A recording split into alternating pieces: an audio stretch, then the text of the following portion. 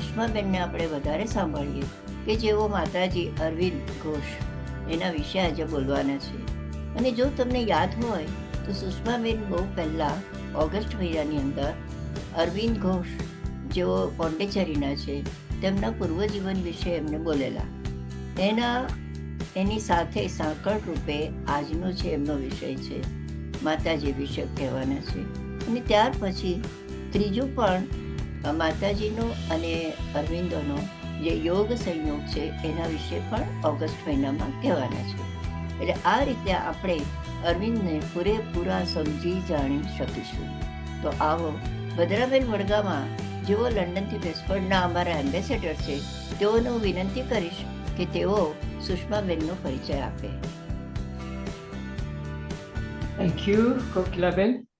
સૌ પ્રથમ તો આજના વક્તા સુષ્માબેન શેઠનાનો પરિચય કરાવવા માટે મને આમંત્રણ આપ્યું તે બદલ તમારો આભાર કોકિલાબેન. અને મારી એક પ્રિય સખી એના વિશે હું જાહેરમાં કંઈક બોલી શકું એથી મને વધારે હર્ષ થાય છે. જેવી રીતે કોકિલાબેને કહ્યું તેમ ગઈ સાલ 23મી ઓગસ્ટે જીએસએફની બેઠકમાં સુષ્માબેને મહર્ષિ શ્રી અરવિંદના પૂર્વ જીવનની ઝાંખી આપણને કરાવી હતી. ત્યારે તેમનો પરિચય અમારા ગુજરાતી સાહિત્ય અકાદમીના પ્રમુખ શ્રી વિપુલભાઈ કલ્યાણીએ કરાવ્યો હતો. એટલે ફરી એમણે જે ઉલ્લેખ કર્યો હતો એ બાબતો હું ફરી નહીં ઉચ્ચારું, પણ એક સખી તરીકે સુષ્માબેનને જે રીતે હું ઓળખું છું તે તમને કહીશ. સુષ્માબેન સ્વશક્તિથી વ્યવસાયિક રીતે અને આધ્યાત્મિક રીતે સફળમંદ રહી ચૂકેલી એક પ્રભાવશાળી સ્ત્રી છે. ગુજરાતી સાહિત્યના સાક્ષર, સંગીત પ્રેમી, કૃષ્ણ ભક્તિમાં રંગાયેલા અને નારી શક્તિના એક આદર્શરૂપ પ્રતીક. એમના આ બધા પાસાથી પ્રેરાઈને હું તેમની સખી બની છું.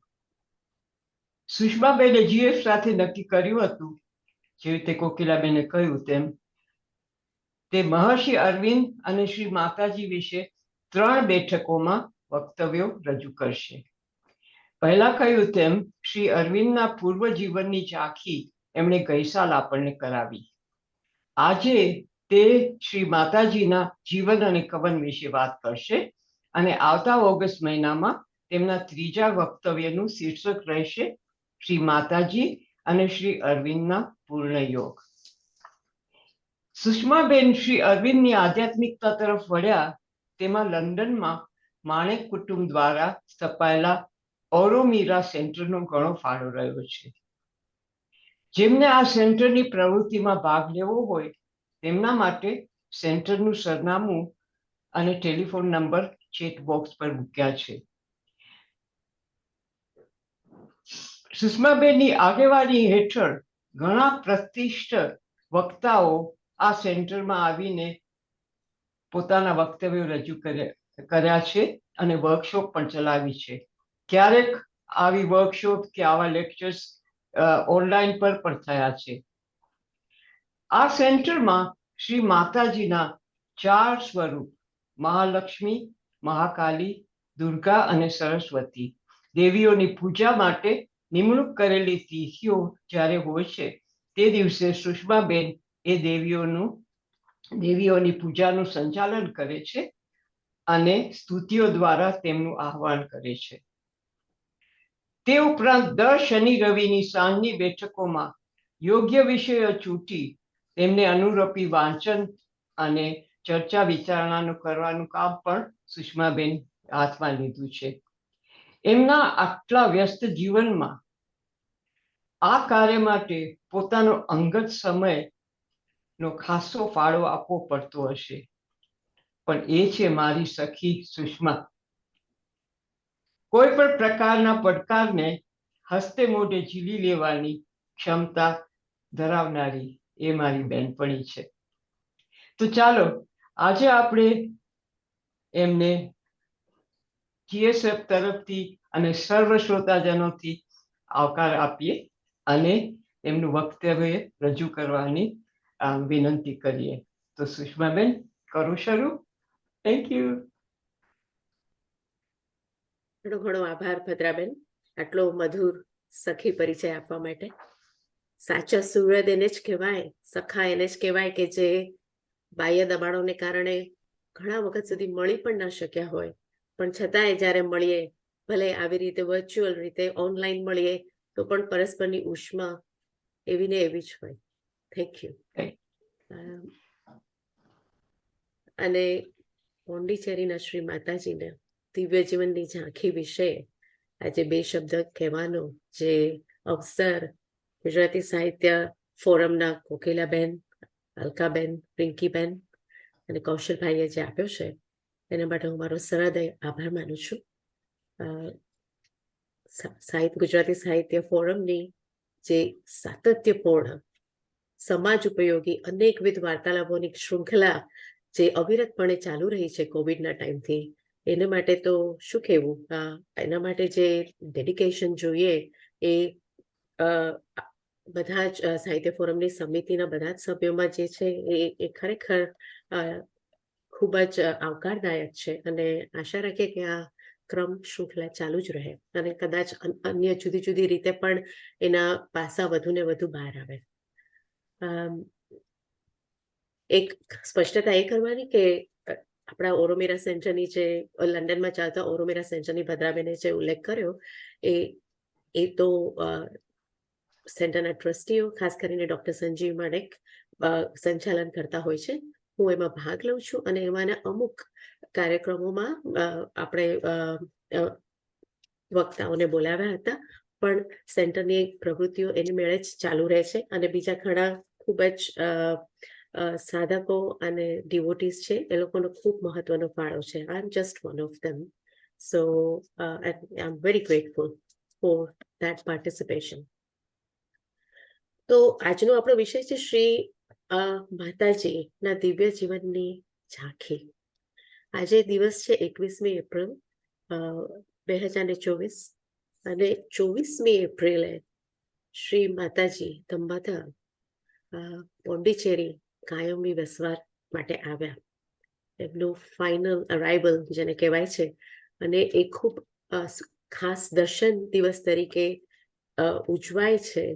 તો આપણે એની પૂર્વ સંધ્યાએ આ વાત કરીએ છીએ. મધર અહીંયા આપણી સામે જ છે, તમે એમનો ફોટો જોઈ શકો છો અહીંયા. અને તો એ વિશે આવા એમની પૂર્વ સંધ્યાએ વાત કરીએ શ્રી માતાજી વિશે. જ્યારે માતાજી વિશે વાત કરીએ ત્યારે એક અલગ લાગણીનો અનુભવ થાય છે, એક સંકોચનો અનુભવ થાય છે, એમ હું કહી શકું. આપણે શ્રી અરવિંદે વાંચીએ, ગ્રહણ કરીએ, એમના શબ્દોને આપણે અંતરમાં ઉતારવા માટે પણ આપણા માનવીય બુદ્ધિ અને મનથી પ્રયત્ન કરીએ, પણ મધર તો આપણા મન, આપણા પ્રાણ અને આપણા શરીરમાં સતત હાજર છે. એમના વિશે કઈ રીતે વાત કરવી? એક અઘરું કાર્ય છે, ખૂબ અઘરું કાર્ય છે, કારણ કે she is in us, she is within us. તો I just pray to the mother. શ્રીમાના આ એક અબૂત બાળક તરીકે માં જ વાચા આપી અને આ કાર્ય કરાવે. અને આપણે હાજર અહીંયા જે આત્મીયજનો છે એ બધાને એમના દિવ્ય જીવનની એક ઝલક મળે એવી અભિપ્સા રાખીને બધાના ચરણોમાં જ આ પ્રાર્થના કરીને આપણે શરૂઆત કરીએ. ઓમ શ્રીમા. તો શ્રીમા અને શ્રી અરવિંદનું અવતાર કાર્ય તો આપણી આ પૃથ્વી ઉપર અતિમનસ સુપરમાઇન્ડ એનું અવતરણ કરવાનું. આ વિશે જે ઇન્ટિગ્રલ યોગા એટલે કે શ્રી અરવિંદ અને મધરનું પૂર્ણ યોગ છે, એના સાધકો અને શ્રી અરવિંદ કેન્દ્રના ડિવોટીઝ એ બધા સિવાય આપણને સમાજમાં બહુ જ ઓછી જાણ હશે. તો આપણે શ્રી માના જે દિવ્ય જીવનની વાત છે એને 4 જુદા જુદા ભાગમાં વહેંચીને કરીએ. સૌથી પહેલા શ્રી માતાજીનો જન્મ, એમનો ફ્રાન્સમાં જન્મ અને એમનું ત્યાં બાહ્ય અને આંતરિક જીવન. અને એ ગાળો 1878 થી 1914 સુધીનો. પછી ભારતમાં આગમન પોંડિચેરીમાં, અને શ્રી અરવિંદ સાથે એમની સ્થૂળ મુલાકાત. પ્રથમ વિશ્વયુદ્ધનો પણ એ ગાળો છે. અને પછી પોંડિચેરીમાં 1920માં એમનો કાયમનો વસવાટ. ત્રીજો ગાળો છે, ત્રીજો ખંડ છે 1920 થી 1950 નો, જ્યારે આશ્રમની સ્થાપના થાય છે અને એ ખૂબ જ પ્રવૃત્તિમય અને સાધનામય ગાળો હતો. અને એના પછીનો 1950 થી 1973, ત્યારે શ્રી અરવિંદ એમના દેહમાંથી ખસી જાય છે, દેહ ત્યાગ કરે છે. પછી મધર કઈ રીતે આ સાધનાને આગળ ધપાવે છે, એમ 4 ખંડોમાં આપણે આ વાત કરીએ. તો સૌથી પહેલા મધરનો જન્મ પેરિસમાં થયો હતો 1878માં, એટલે કે 19મી સદીના ઉત્તરાર્ધમાં. અને ફ્રેન્ચમાં આપણે કહી શકીએ ફેન ડી સેકલ, એટલે કે ટર્ન ઓફ ધ સેન્ચુરી. જ્યારે એ વખતે ફ્રાન્સ કેવી પરિસ્થિતિમાં હતું. પેરિસ તો તે વખતે યુરોપનું આકર્ષક કેન્દ્ર હતું, જ્યાં કલાની દ્રષ્ટિએ, સંસ્કૃતિની દ્રષ્ટિએ ફ્રેન્ચ ભાષા યુરોપમાં બોલવી, ઉચ્ચભ્રુ સમાજમાં ફ્રેન્ચમાં બોલવું એક ગૌરવની નિશાની ગણાતી હતી. કેવા મોટા મોટા કલાકારો દરેક ક્ષેત્રમાં તે વખતે ફ્રાન્સમાં મોજૂદ હતા. એવા સંજોગોમાં શ્રી માતાજીનો જન્મ મટિલ્ડે અને મોરિસ આફાસાના ઘરમાં થાય છે. એમના પિતા એક બેન્કર હતા અને મટિલ્ડે એમના માતા પણ એક બેન્કર પરિવારમાંથી જ આવ્યા હતા. પિતા ટર્કિશ ઓરિજિન અને માતા ઇજિપ્શિયન. એટલે કે તમે જુઓ તો આ બંને દેશો, ટર્કી અને તુર્કસ્તાન અને ઇજિપ્ત, બંને પૂર્વ અને પશ્ચિમના પ્રવેશ દ્વાર જેવા જગ્યામાંથી મધરનો જન્મ થાય છે. અને આપણે આગળ જતા જોઈએ કે માતાજીના જીવન છે એ પણ પૂર્વ અને પશ્ચિમના આત્માને એક કરવાની, એમની જોડે સંવાદિતા સાંધીને એની વચ્ચેનો સુવર્ણ સેતુ માતાજી પોતે બને છે. એટલે એ પણ એક જોવા જેવી વાત છે કે મધરનું બેકગ્રાઉન્ડ આ હતું. હવે જ્યારે મધરનો જન્મ થાય છે ત્યાં એક ધનાઢ્ય પરિવારમાં, ખૂબ જ સુખી પરિવારમાં થાય છે. અને ગુઝરવા ફેમિલી, એટલે કે એમાં એમના માતા હતા મટિલ્ડે, એક ખૂબ મજબૂત મનના સન્નારી હતા અને એ ખૂબ જ ભૌતિકવાદી હતા. એટલે કે જો નજરે, જે આપણી નજરે જોઈ શકીએ અને જેને અડી શકીએ એવું હોય એને જ માનવાનું, એનાથી ઉપર બીજું કંઈ હોઈ જ ન શકે. એટલે કે નાસ્તિક હતા આપણે એ રીતે જોઈએ તો. whatever you see and you feel is what you believe in. એમના પિતા પણ તત્વજ્ઞાન કે ધાર્મિક વિચારોમાં કોઈ શ્રદ્ધા રાખતા નહોતા. એટલે મધર પાસે એ જાતનું કોઈ પણ ધાર્મિક કે આધ્યાત્મિક વાતાવરણ હતું જ નહીં. અને યુરોપની તો પૂરેપૂરી સભ્યતામાં જ તે વખતે ભૌતિકવાદ ફેલાયેલો હતો. તો આવા સંજોગોમાં માતાજીનો જન્મ થયો અને એમનો મોટો ભાઈ, એમના કરતા 2 વર્ષ મેથ્યુ, એ પણ ખૂબ જ આગળ જતા he was the Governor General of the French Equatorial Africa. એટલે બધા જ પરિવારમાં ખૂબ જ સુખી અને સમૃદ્ધ એ રીતે મધરનો જન્મ થાય છે. પણ મધર એક ખૂબ વિશિષ્ટ બાળક હતા. જન્મ્યા ત્યારથી જ એમને આંતરિક અનુભૂતિઓ થતી હતી. અને કેવી અનુભૂતિઓ હતી? એમની પાસે એક નાનકડી ખુરશી હતી એમના ઘરે. 4 વર્ષની ઉંમરે ખુરશી ઉપર બેસતા ત્યારે એમને લાગતું કે એક ઉપરથી તેજોમય પ્રકાશ એમના મસ્તિષ્કમાં ઉતરી આવે છે અને જાણે એમના મનમાં, મગજમાં ખળભળાટ થોડીક વાર મચી જાય છે, એવું એમને અનુભૂતિ થતી હતી. અને એ ધ્યાન ધરતા હોય એ રીતે 4 વર્ષની ઉંમરે બેસી શકતા. એમને એક એવું પણ એ ઉંમરે ખ્યાલ આવતો હતો કે આપણે પોતાની જાત ઉપર પ્રભુત્વ મેળવવું જોઈએ. એમને એ જાણ હતી. એમને મધરે પોતે આ વાત પાછળથી કરી છે.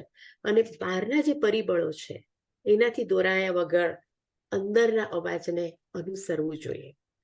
તે ઉપરાંત આવા અનેક અનુભવો મધરને સતત થતા જ રહ્યા. પણ મધરે એમ કહ્યું છે સાધકોને આગળ ઉપર કે એમની પાસે કોઈ એવી વ્યક્તિ નહોતી, એમને કોઈ માર્ગદર્શન આપવા માટે નહોતું. એમનો માર્ગ એમને પોતે જ શોધવાનો હતો. કારણ કે એમનું વાતાવરણ, જેમાં બાહ્ય જીવન હતું, એ તદ્દન જુદું હતું અને એમની આંતરિક અનુભૂતિ હતી એ તદ્દન અલગ હતી. 8 વર્ષની ઉંમરે મધર ટેનિસ રમતા હતા અને પોતાનું જે સ્વ પર પ્રભુત્વ મેળવવાની જે વાત હતી એમાં એ પોતાનાથી ઘણી મોટી ઉંમરની વ્યક્તિઓ જોડે રમતા અને એટલે હારતા જરૂર, પણ શીખતા ખૂબ. એટલે એ પ્રકારનું એમનું વલણ પહેલેથી જ રહ્યું હતું. એક એમને એવો પણ ખ્યાલ હતો કે આપણા માનવીય બળો કરતા પણ આગળ અને ઉપર એવી અનેક મોટી શક્તિ કામ કરી રહી છે, એવી એક જાતની અવેરનેસ એમને સભાનતા હતી. એનો એક દાખલો મધરે પોતે આપ્યો છે પાછળથી, કે જ્યારે એ શાળામાં જતા હતા, 7 વર્ષની એમની ઉંમર હતી, ત્યારે એક ઘણો મોટો એમનાથી છોકરો હતો 13 વર્ષનો, જે છોકરીઓને ચીડવતો અને કહેતો કે you are good for nothing, તમે કઈ કામના નથી, એમ મજાક કર્યા કરતો, જેનાથી છોકરીઓ ખૂબ કંટાળી જતી અને ચીડવાતી. ત્યારે એકવાર મધરે એને ઊભો રાખ્યો અને કહ્યું કે આ બોલવાનું તું બંધ કરશે? તો પહેલા એ તો ચાલુ જ રાખ્યું. તે વખતે મધરે પોતાના બંને હાથથી 7 વર્ષની મીરાએ એમને જે રીતે એ છોકરાને ઉચકીને અદ્ધર ઉચકી લીધો અને ધમકારીને પછાડ્યો. અને ત્યારે મધર એટલી બધી તાકાત 13 વર્ષના છોકરાને ઉચકવો 7 વર્ષની વયે, એટલે એક તાકાત. અને મધરે કહ્યું પાછળથી કે મહાકાલીની શક્તિ એમનામાં આવી હતી ને એ કામ કરી રહી હતી. એ મધરને એ વખતે તો ખબર નહોતી, પણ એ શક્તિનો સંચાર હતો. એટલે આ બધા આંતરિક અનુભવો અને એમના બાહ્ય જીવન પર થોડી ઘણી અસર નાનપણથી ચાલુ હતી. પેરિસથી થોડું દૂર ફોન્ટાનબ્લ્યુ ફોરેસ્ટ એક સરસ મજાની જગ્યા હતી ફરવાની, જંગલો હતા. ત્યાં એમના મિત્રો સાથે મધર શનિ રવિમાં જતા.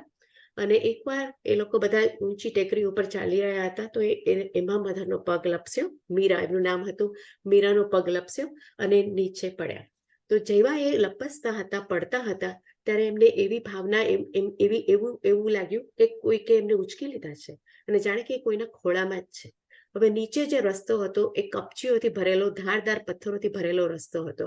મીરાના મિત્રો બધા ખૂબ જ ગભરાઈ ગયા કે મીરાને કેટલી ઈજા થશે. પણ એ લોકોએ જ્યારે મીરા નીચે આવી અને જોયું એ લોકોએ ઉપરથી, તો એ તો સીધી ઊભી હતી, બંને પગ ઉપર પડી જ નહોતી. એટલે એ લોકોને પણ ખૂબ જ સાનંદ આશ્ચર્ય થયું.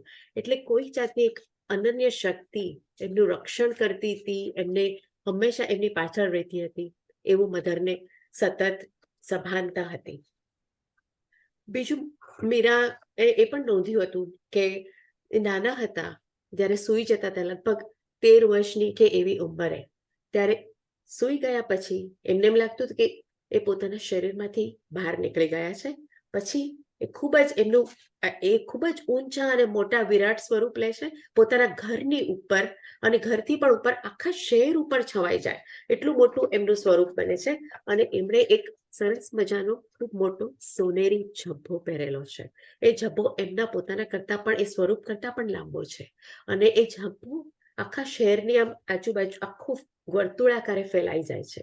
અને એ જોતા કે અનેક સ્ત્રીઓ, પુરુષો, દુઃખી વૃદ્ધ માણસો, દર્દથી પીડાયેલા અનેક લોકો પોતપોતાની વેદના લઈને, પોતાનું દુઃખ લઈને આવતા અને જાણે કે એ સ્વરૂપ પાસે કોઈ યાચના કરતા હોય.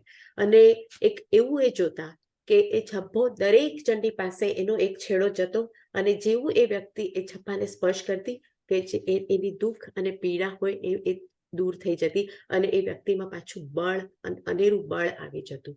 એટલે આ અનુભવ મધરને રાત્રે ઘણી વાર થતા હતા, જે એમણે પોતે નોંધેલા છે અને પછી સાધકોને વાત કરી છે.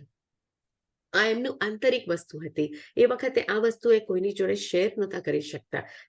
એટલે એ આંતરિક જીવન નાનપણથી પોતાની મેળે જીવતા હતા. અને એ વખતે એમને સંગીત અને ચિત્રકળા એમાં પણ ખૂબ રસ હતો, ખૂબ રુચિ હતી. અને એ વખતે એમના કોન્ટેમ્પરરીઝ, એમની સમકાલીન કોણ હતા, કેવા કલાકારો, મેટીસ, રોતા, સેઝાન, રેનવા, આ બધાની સાથે એ બધાના પેઇન્ટિંગ્સ, એમના ચિત્રકૃતિઓ એમને જોઈ. મતલબ પોતે ખૂબ સરસ ચિત્ર કળા કરતા અને એમણે ત્યાંના ખૂબ પેરિસના પ્રતિષ્ઠિત સ્ટુડિયોમાં પણ એડમિશન લીધું હતું અને એમાં એ આગળ વધ્યા હતા. આંતરિક દર્શનમાં બીજી એક ખાસ વાત મધરની એ નોંધવાની કે 11 થી 13 વર્ષની ઉંમરમાં મધરને એવું દર્શન થતું હતું એમની ઊંઘમાં કે એક ઈશ્વરનું અસ્તિત્વ તો છે જ, પણ એટલું જ નહીં, પણ આપણે એક માણસ તરીકે, મનુષ્ય તરીકે પણ ઈશ્વર સાથે અનુસંધાન અને એકતા સાધી શકીએ છીએ. અને એ જ નહીં, પણ આપણે રોજના કાર્યમાં, આપણી ચેતનામાં આ ઈશ્વરનો સાક્ષાત્કાર પણ કરી શકીએ. અને જો આપણી પાસે નિષ્ઠા હોય, આપણી પાસે અભિપ્સા હોય, તો એ ઈશ્વરનો પૃથ્વી ઉપર આવિર્ભાવ પણ થઈ શકે છે દિવ્ય જીવન દ્વારા. આ પ્રકારનું એમને દર્શન થતું હતું. અને એ દર્શન જુદા જુદા સ્વરૂપો એમને ઊંઘમાં આવીને કરાવતા હતા. અને એમાંના કોઈક સ્વરૂપોને તે ભૌતિક ભૂમિકા ઉપર, પૃથ્વી ઉપર પણ પાછળથી મળ્યા હતા. અને એમાં એક વિશિષ્ટ સ્વરૂપ હતું, એક ખાસ સ્વરૂપ, જે મધરનો જેમ આંતરિક વિકાસ વધતો ગયો અને ચૈતસિક વિકાસ વધતો ગયો, એ પછી એ સ્વરૂપ વધારે ને વધારે સ્પષ્ટ થતું ગયું. અને મધર એમને મનમાં કૃષ્ણ કહેતા હતા. તે વખતે મધરને ભારતીય તત્વજ્ઞાન, હિન્દુ ધર્મ એની કશી જ જાણ નહોતી, એમને કોઈ જ ખબર નહોતી. પણ she just inwardly and intuitively identified that Swarup as Krishna. 18 કે 20 વર્ષની ઉંમરે મધરના હાથમાં સ્વામી વિવેકાનંદની રાજયોગનું પુસ્તક આવ્યું. અને ત્યારે એ વાંચ્યું, ત્યારે એમને લાગ્યું, એમના જે અનુભવો હતા એની જોડે એમને કોઈ કડી સંધાતી હોય એવું લાગ્યું. અને એમને થયું કે આટલી સરસ સમજ આની આપી શકાય છે.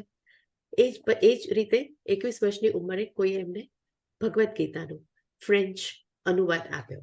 અનુવાદ સરસ નહોતો, અનુવાદ તો એટલી સારી કક્ષાનો નહોતો, પણ એમાંથી મધરે જે મેળવી શક્યા, મધરે કહ્યું છે કે એ અનુવાદથી એમને જે મળ્યું, જે વર્ષોથી ન કરી શકાય, તે 1 મહિનામાં મધરે જાણી લીધું પોતાની મેળે વાંચીને. આ સાથે સાથે જ મધરને બીજા ઘણા એવા લોકોનો પરિચય હતો. દાખલા તરીકે ઓકલ્ટિઝમ એટલે કે ગૂઢ વિદ્યાના, ખૂબ રહસ્યમય વિદ્યાના જાણકાર એવા મેક્સ ટેઓ અને એમના પત્ની આલ્મા, જેઓ સાઉથ અલ્જીરિયામાં તેન્સેમાં રહેતા હતા. અને મધર એમની સાથે થોડો સમય ગાળ્યો અને ગૂઢ વિદ્યામાં પણ ઘણી જાણકારી મેળવી. એટલે આ વાત આપણે જે કરીએ છીએ એનો અર્થ એ કે મધર જે વેસ્ટર્ન યુરોપ, ફ્રાન્સમાં પોતાની, જ્યાં ભૌતિક વાતથી સમૃદ્ધ એવા દેશમાં અને એવા વાતાવરણમાં એમને આધ્યાત્મિક અનુભવો જે રીતના પોતાની મેળે થયા હતા, અને એ આધ્યાત્મિક અનુભવો એવા હતા કે પૃથ્વી ઉપર દિવ્ય જીવનની સ્થાપના કરી શકાય છે. એ એમની પોતાની અનુભૂતિઓ હતી. અને એનો એક દાખલો છેલ્લો એ આપું કે ટેન્સે એટલે સાઉથ અલ્જેરિયાથી પાછા આવીને એમણે એક ગ્રુપની સ્થાપના કરી જેનું નામ હતું કોસ્મિક. અને એ કોસ્મિક ગ્રુપની સ્થાપનામાં એનું એક ધ્યેય એમણે એ કહ્યું હતું સભ્યોને કે આપણે વૈશ્વિક સંવાદિતા સાધવી જોઈએ, જેમાં નૂતન ચેતનાનું અવતરણ થઈ શકે. અને આપણે એવા આદર્શ સમાજનું સ્થાપન કરીએ જેમાં એક નવા પ્રકારની માનવ જાતિનો વિકાસ થાય, જે પ્રભુના બાળકો બને. આ સમયે મધરની ઉંમર 34 વર્ષની હતી. એટલે મધરના આ આંતરિક અનુભવો, મધર વિશે ઘણાએ એ વખતે સરસ વસ્તુ કહી છે. એમના એક ખાસ મિત્ર હતા એલેક્ઝાન્ડર ડેવિડ નીલ, જે ખૂબ જાણીતા તિબેટન બુદ્ધિઝમના જાણકાર અને અભ્યાસુ હતા. એ પણ મધરના મિત્ર હતા અને એમણે પણ મધર વિશે ખૂબ સુંદર વાતો કરી છે કે જે મધરનું વ્યક્તિત્વ હતું, એમના સ્વભાવનું લાલિત્ય અને માધુર્ય હતું. અને કોઈ પોતાની વાત, કોઈને પણ મદદ કરવાની આંતરિક વિકાસમાં, આધ્યાત્મિક વિકાસમાં જે રીતે મદદ કરી અને પછી એમાંથી પોતાની જાતને ખસેડી લેવાની એક જે જન્મજાત કુનેહ હતી, તે એમણે મધરની ખાસ વાત કરી છે. અને એમણે એ પણ કહ્યું છે, અને એ છતાં મધર કોઈ દિવસ પોતાના વિશે કશું કહેતા નહીં, પણ છતાં પણ એમનું જે બળ હતું, એમનામાં રહેલું જે શક્તિ હતી, એ આપોઆપ આવિર્ભાવ પામતી, આપોઆપ દેખાઈ જતી હતી. એટલે આ જ મધરનો શરૂઆતનો ગાળો, જે એમના જન્મથી તે એમનો જે આધ્યાત્મિક વિકાસ પોતાની રીતે થયો.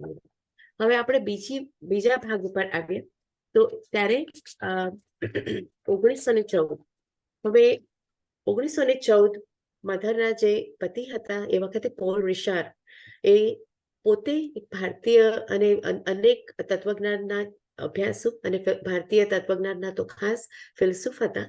અને એ સાથે રાજકારણમાં પણ એમને ઘણો રસ હતો. હવે પોંડિચેરી એ વખતે ફ્રેન્ચ કોલોની હતી અને એ વખતે રાજકારણમાં કોઈ સીટની ચૂંટણીને માટે પોલ રિચાર્ડને ભારત આવવાનું બને છે, પરંતુ એમને ભારતીય તત્વજ્ઞાનમાં રસ હોવાથી એ યોગીની પણ તલાશમાં, એની શોધમાં પણ હતા અને એમને શ્રી અરવિંદને મળવાની ખાસ ઈચ્છા હતી અને એ જાણતા હતા કે શ્રી અરવિંદ પોંડિચેરીમાં છે. 1910માં શ્રી અરવિંદ પોતે પોતાના અંતરના આદેશને સાંભળી અને ચંદ્રનગરથી પોંડિચેરી આવે છે. આપણા પહેલા સેશનમાં આ વાત કરી ચૂક્યા છીએ. ત્યારે ત્યાં પોલ રિચાર્ડને પણ ત્યારે મળ્યા અને તે વખતે મધરે પણ એક પૂછાવ્યું હતું, એક ચિહ્ન સ્ટાર ઓફ ડેવિડનું, કે એનો અર્થ શું થાય, અને શ્રી અરવિંદે એની સમજ પોલ રિચાર્ડને આપી. પોલ રિચાર્ડ પાછા ગયા અને મધરને વાત કરી, મીરાને વાત કરી, અને એના પછી બંને જણાએ ભારત આવવાનું નક્કી કર્યું, પોંડિચેરી આવવાનું નક્કી કર્યું. અને એ સાથે મધર 29મી માર્ચ 1914માં આવે છે ભારત, પોંડિચેરીમાં. અને આવે છે જ્યારે પોંડિચેરીના આવતા પહેલા જ એમને એક ખૂબ જ જુદી ભૂમિકાનું એક અનુભૂતિ થાય છે અને એક જાણે કે એક આખા શક્તિમય પ્રકાશનું વર્તુળ એનું એ મધર પોતે અનુભવ કરી શકે છે. અને ત્યારે એ જ બપોરે 29મી માર્ચની બપોરે શ્રી અરવિંદ સાથે મધરની પહેલી સ્થૂળ મુલાકાત થાય છે. જ્યારે મધર અને આ જ વસ્તુ એ હતી કે એક અદ્ભુત આધ્યાત્મિક સહયોગની શરૂઆતની ઘડી હતી. મધર જ્યારે શ્રી અરવિંદને મળે છે ત્યારે એમને તરત જ ખ્યાલ આવી જાય છે કે પોતે જેને કૃષ્ણ કહેતા હતા એ કૃષ્ણ આ જ છે. અને જે સુપર માઇન્ડ કે અથવા તો અતિ મનસની જે એમને અંતસ્ફૂર્ણા થતી હતી અને જે એમના અનુભવો હતા એનું જો આવિર્ભાવ કરવો હોય તો અહીં અને આ રીતે થઈ શકશે. એ વસ્તુ મધર તરત જ સમજી અને જોઈને જ સમજી જ ગયા. અને એ સાથોસાથ જ મધરે, મીરાએ ત્યાં ને ત્યાં સંપૂર્ણ સમર્પણ, અને સમર્પણ આપણે જે સાધારણ શબ્દમાં કહીએ છીએ એ અર્થ નહીં, પણ એવું સમર્પણ કે પોતે યોગીની હતા, આટલા અનુભવથી રસાયેલા હતા. એ બધા જ અનુભવો ત્યાં ને ત્યાં એમણે શ્રી અરવિંદના ચરણે ધરી દીધા, સરેન્ડર કર્યું, સમર્પણ કર્યું. એ રીતે મધરે પોતે એના બીજા દિવસે લખ્યું છે પોતાના પુસ્તકમાં. તે વખતે સ્પિરિચ્યુઅલ ડાયરી લખતા હતા, આધ્યાત્મિક નોંધ કરતા હતા, જે પાછળથી પ્રેયર્સ એન્ડ મેડિટેશન્સ તરીકે પ્રગટ થઈ છે, પ્રાર્થના અને ધ્યાન. એમાં મધરે લખ્યું છે કે એ જાણે કે મારી હું એક નવજાત બાળક તરીકે ફરીથી જન્મ પામી. મારી આખી પાટી પર જે બધું હતું એ બધું જ ભૂસાઈ ગયું અને ફરીથી જાણે નવા અક્ષરો, નવો એક અનુભવ, આધ્યાત્મિક અનુભવ શરૂ થવાનું હોય, એક નવું જીવન શરૂ થવાનું હોય, આંતરિક જીવન. એ રીતની એમને ભાવના અને એ રીતનું એમને આંતરિક અનુભૂતિ થઈ. અને મધર જ્યારે પેરિસથી ભારત આવતા હતા ત્યારે પણ એમને ખૂબ સુંદર પ્રેયર્સ એન્ડ મેડિટેશન્સમાં 3 માર્ચ 1914માં ખૂબ સુંદર વર્ણન એ રીતે કરેલું. અને એ તો આપણે જરૂર વાંચી શકીએ, તમે ઓનલાઈન પણ જોઈ શકશો. પણ એનો સારાંશ એ જ હતો કે જે બધી ભૌતિક વસ્તુઓ હતી જેને કારણે મધર એમ લખે છે કે આપણને જે મટીરિયલ વસ્તુઓને કારણે જે પણ વસ્તુઓએ મને જે સુખ આપ્યું છે, આપણું બાહ્ય જીવન સારી રીતે આપણે ગુજારી શકીએ, એ વસ્તુ અને બધાનો જો હું આભાર માનું છું. અને હવે પાછી આવું ન આવું, પણ એ વસ્તુ જેના પણ હાથમાં મળે એ પણ એને એ જ સાચવીને વાપરે, એવી ભાવના છે. બસ કહેવાનું તાત્પર્ય એ જ કે મધર દરેક વસ્તુમાં ચેતનાને જોતા હતા, દિવ્ય ચેતના, કોન્શિયસનેસ દરેકમાં હતી. ભલે એ કોઈ પણ વસ્તુ પણ હોય, કંઈ પણ હોય, અને એને એ રીતે ખૂબ જાળવીને એનો ઉપયોગ કરતા, અને એ વસ્તુ પર કેટલું એમનું કેર અને ધ્યાન હતું. 1914માં શ્રી અરવિંદ પાસે આવ્યા પછી જે આધ્યાત્મિક સહયોગની શરૂઆત થઈ, એનું બાહ્ય પ્રગટીકરણ એ રીતે થયું કે શ્રી અરવિંદના જન્મદિવસે 15મી ઓગસ્ટ 1914માં જ આર્ય નામના મેગેઝિનની શરૂઆત કરી. એ શરૂઆતમાં મધર પોતે મનથી જોડાયેલા હતા. એ પોતે એનું પૂરેપૂરું એડમિનિસ્ટ્રેશન કરતા અને અંગ્રેજી અને ફ્રેન્ચ બંને ભાષામાં એના અંક પ્રગટ થતા. આ અરસામાં શ્રી અરવિંદના જે સાહિત્ય પ્રગટ થયા છે તે બધા સૌથી પહેલા આર્યમાં પ્રગટ થયા હતા અને પાછળથી એ બધા પુસ્તકાકારે પ્રગટ થયા. એટલે ખૂબ જ મહત્વની આ વસ્તુ એ સમયમાં મધરે ખૂબ જ સુંદર કામ કરી અને આર્યને આગળ ધપાવ્યું. અને એ સાથે સાથે એમનું પોતાનું યોગ પણ ખૂબ આંતરિક રીતે આગળ વધતો હતો. 1914ની અંતમાં અને 1915ની શરૂઆતમાં પ્રથમ વિશ્વયુદ્ધની શરૂઆત થઈ ગઈ. અને એ વખતે પોલ રિચાર્ડ એમના પતિને ફ્રેન્ચ રિઝર્વ આર્મીમાં પાછા બોલાવવાનો આદેશ આવ્યો. એટલે ઈચ્છા ન હોવા છતાં પણ બંનેને પાછા ફ્રાન્સ ફરવું પડ્યું. અને તે વખતે મધરને એ વખતે ખૂબ જ દુઃખ અને ખૂબ જ આઘાતની લાગણી હતી.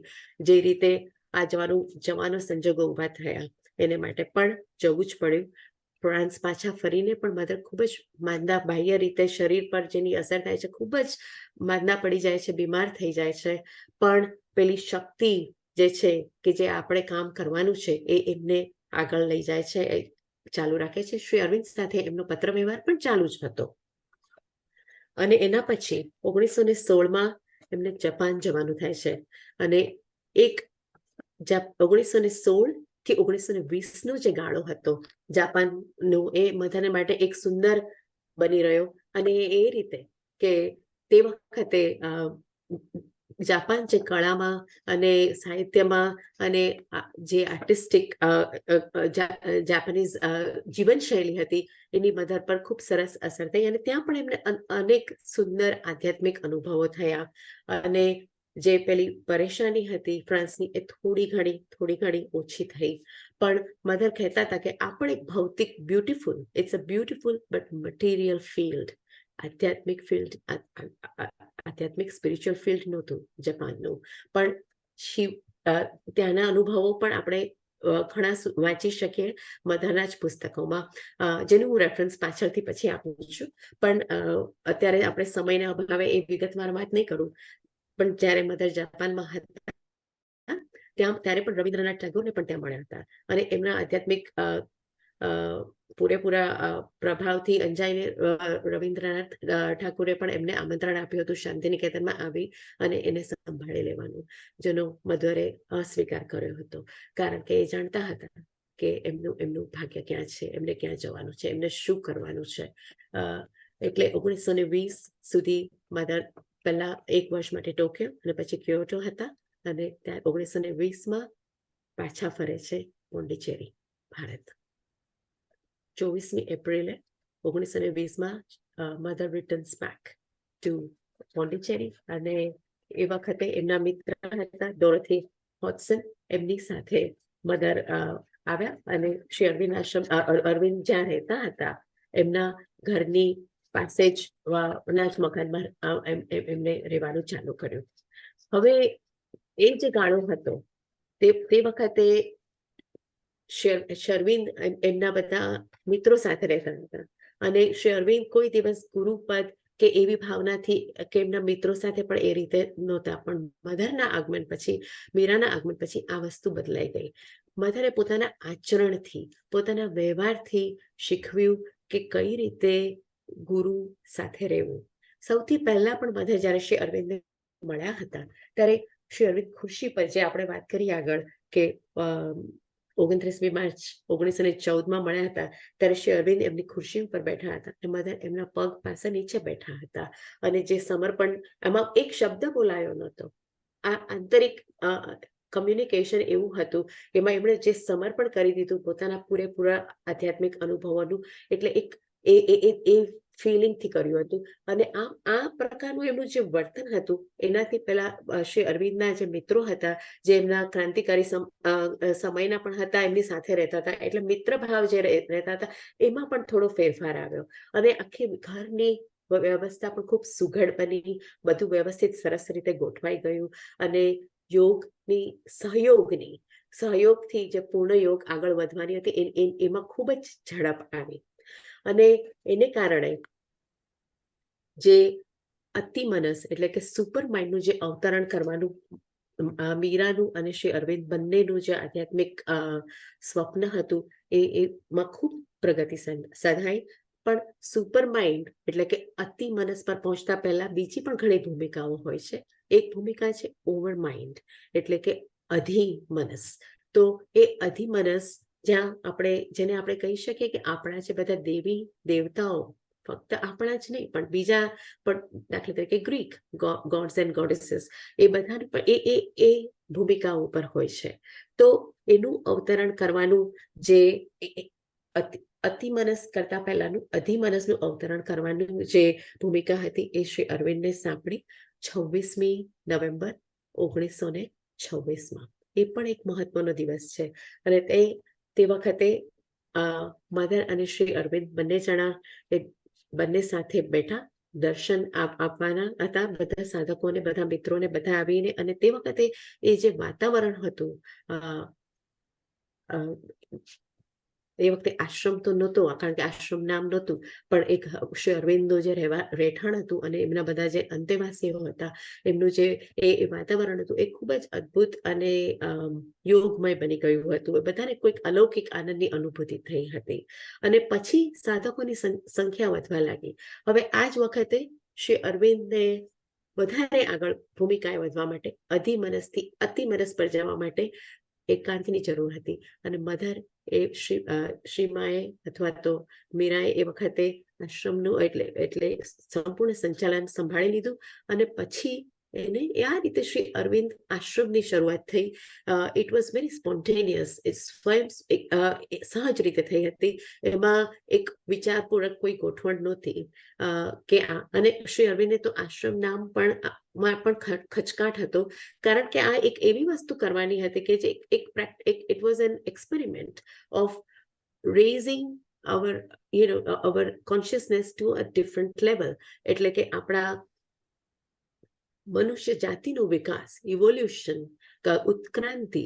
આપણે ઉત્ક્રાંતિ અત્યારે મનુષ્યમાંથી અતિમનસ એટલે કે સુપરમેન એ થવા માટેનો એક પ્રયોગ હતો, એક જબરજસ્ત મોટો પ્રયોગ હતો. એટલે એક જાતની પ્રયોગશાળા હતી.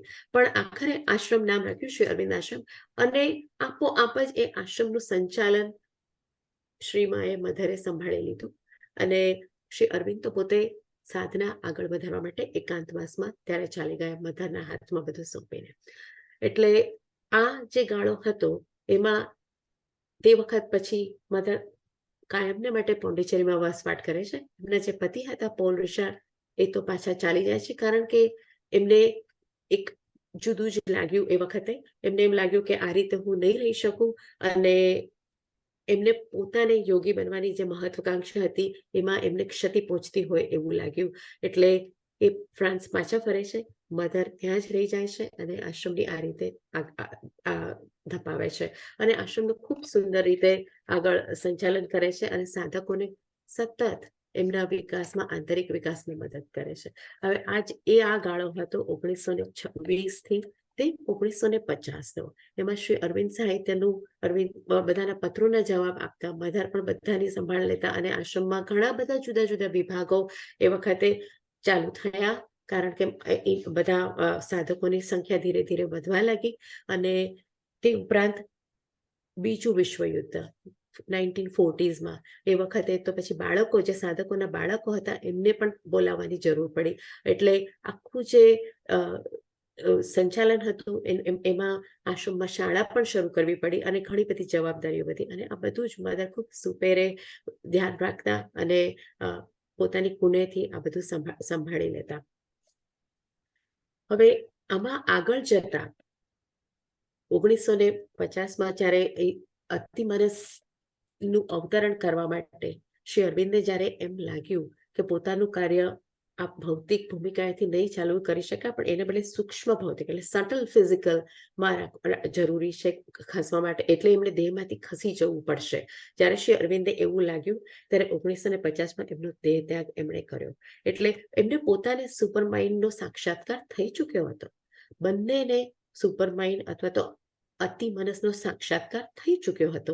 પણ પૃથ્વી પરની માનવજાતની જે ખેવના છે શ્રી અરવિંદે અને મધરને, એને માટે એ પોતાનું જોતા નહોતા. આ જે સાક્ષાત્કાર છે તે આખી મનુષ્ય જાતિમાં ફેલાય અને આપણી ઉત્ક્રાંતિ થાય, એ જ એમના પૂર્ણ યોગનો ધ્યેય. અને એને માટે એમને એક રીતે કહીએ તો એ બલિદાન, મોટો સેક્રિફાઈસ હતો કે એમને પોતાના દેહમાંથી ખસી જવું પડ્યું. અને પછી માતાજી એમનું કાર્ય આગળ કઈ રીતે ધપાવે છે. અને એ કારણ કે એમને અતિમનસનું અવતરણ કરવાનું હતું પૃથ્વી ઉપર, એટલે she then is left to herself. Shri અરવિંદે સાવિત્રીમાં કહ્યું છે કે sometimes one life is charged with earth's destiny. અને આ શબ્દ માતાજી માટે છે, મધર માટે છે, કે એમણે એકલા કઈ રીતે આગળ 1950 થી 1973 નો ગાળો, જેમાં બાહ્ય પ્રવૃત્તિઓ ખૂબ ખીલી ફૂલી ફાલી, મધર રાત્રે લગભગ 2 કલાક પણ આરામ લેતા નહોતા, સૂતા તો નહોતા જ, પણ જે આરામનો સમય હોય 2 કલાક એ પણ નહોતા લેતા. એમણે આંતરરાષ્ટ્રીય એજ્યુકેશન સેન્ટર ચાલુ કર્યું, જે પાછળથી Shri Aurobindo international centre of education કહેવાયું, એ ચાલુ કર્યું. અને એમાં ખાસ કરીને એજ્યુકેશન, શિક્ષણ પર તો મધરે ખૂબ જ ભાર આપ્યો કે શિક્ષકોને એવી રીતે તૈયાર કરવાના કે પુસ્તકિયા શિક્ષણ ગ્રહણ કરવાને બદલે અંતસ્ફૂર્ણથી કઈ રીતે બાળકોની વધે અને અંતસ્ફૂર્ણથી બાળક કઈ રીતે જ્ઞાન પ્રાપ્ત કરી શકે, જેથી એમના આત્માની પણ ઉન્નતિ થાય. અને એ આપણે જે અતિમનસની વાત કરીએ છીએ એને માટે બાળકોને જ એ ઉંમરથી જ તૈયાર કરવા. ફિઝિકલ એજ્યુકેશન, ફિઝિકલ કલ્ચર, એ પણ મધરના શિક્ષણનો ખૂબ મોટો ફાળો હતો. કારણ કે જ્યારે બીજા બધા યોગ પૂરા થાય છે, જ્યારે બીજી બધી યોગ સાધનાઓ પૂરી થાય છે, ત્યારે શ્રી અરવિંદ અને મધરનો યોગ શરૂ થાય છે. મોટા ભાગે આપણી ભારતીય યોગ સાધનામાં એવી માન્યતા હોય છે કે શરીર સંન્યાસી વૃત્તિની, વૈરાગ્ય વૃત્તિની માન્યતા હોય છે કે જે શરીરને મહત્વ નથી આપતા, કારણ કે આખરે તો મોક્ષ પામવાની, જે તમે તમારો આત્મા ઉન્નતિ પામે અને તમે મોક્ષ મેળવો. જ્યારે શ્રી અરવિંદનો યોગ છે, પૂર્ણ યોગ, અને મધરનો યોગ, એમાં તો આપણા શરીરને આપણે એવી રીતે રૂપાંતર કરવાનું છે કે જેથી એ દિવ્ય જીવન પૃથ્વી પર જ અવતરે. એટલે આ સાધનાને ખૂબ આગળ વધારવાની હતી. એટલે શરીરને ત્યાગી નહીં, પણ શરીરને કઈ રીતે, શરીરના કોષને કઈ રીતે આપણે આધ્યાત્મિક રીતે આગળ લઈ જવો, આ સાધનાની વાત હતી. અને મધર એ આ કામ 1950 પછી પૂરેપૂરું હાથમાં લીધું. જેટલી બહારની પ્રવૃત્તિઓ એમની હતી એ સાથે સાથે એમની આંતરિક સાધનામાં પણ ખૂબ જ વિકાસ થયો. અને 29મી ફેબ્રુઆરી 1956માં મધર અતિમનસનું અવતરણ પૃથ્વી ઉપર કરી શક્યા. અને એને માટે મધરે કહ્યું છે, હું એમના જ શબ્દો વાંચીને સંભળાવું કે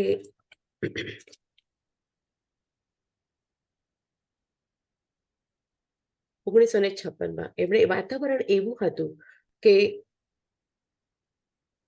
જ્યારે એક સંદેશ એમણે એ આપ્યો કે પૃથ્વી ઉપર અતિમનસનો આવિર્ભાવ થશે. હવે એ માત્ર વચન રૂપે નથી રહ્યું, હવે એક જીવતી હકીકત, એક વાસ્તવિક સત્ય બની રહ્યું છે. અતિમનસ હવે અહીં કામ કરી રહ્યું છે. અને એક દિવસ એવો આવશે કે જગતના અંતમાં અંત માણસોને, તેમજ જે લોકો આ વસ્તુને સ્વીકારવા પણ તૈયાર નથી, એઓને પણ આ સ્વીકારવાની ફરજ પડશે. એટલે આ અતિમનસનું જે અવતરણ થયું એ મધરે કર્યું. અને કઈ રીતે એમના જ શબ્દોમાં કહીએ, પ્લેગ્રાઉન્ડમાં, આશ્રમના પ્લેગ્રાઉન્ડમાં આ ઘટના બની. આજે સાંજે પ્રભુની હાજરી મૂર્ત અને સ્થૂળ સ્વરૂપે તમારી વચ્ચે મોજૂદ હતી. મારું સ્વરૂપ સચેતન સોનાનું બનેલું હતું, વિશ્વ કરતા પણ વિરાટ, અને હું ખૂબ જ વિરાટ અને મહાકાય સુવર્ણના દ્વાર પાસે આવી ઊભી હતી. અને એ દ્વાર જગતને પરમાત્માથી અલગ પાડી રહ્યું હતું.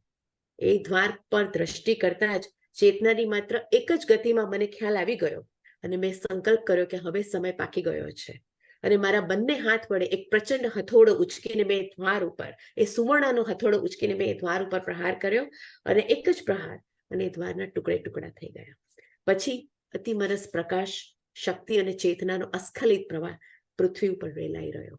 આ ચેતનાની વસ્તુ બધાને આશ્રમમાં પણ બધા ઓળખી નહોતા શક્યા. એવા 5 જ સાધકો હતા જેમને આનો અનુભવ થયો, આ વિશિષ્ટ અનુભૂતિ થઈ હતી. અને મધરે કહ્યું હતું કે અવતરણ થયા પછી જેમ મનુષ્ય મન નો જે માઇન્ડ આવ્યા પછી આપણો વિકાસ થયો અને એને લાખો વર્ષો થઈ ગયા, એવી રીતે પણ આને પણ સૈકાઓ લાગશે અતિમનસ થતા, પણ અત્યારે અતિમનસનું અવતરણ થઈ ચૂક્યું છે. એ 29મી ફેબ્રુઆરી 1956માં, અને એના પછી પણ મધરને એની વધારે અનુભૂતિઓ ઘણી આગળ પણ થઈ હતી 1958માં, અને પછી પણ.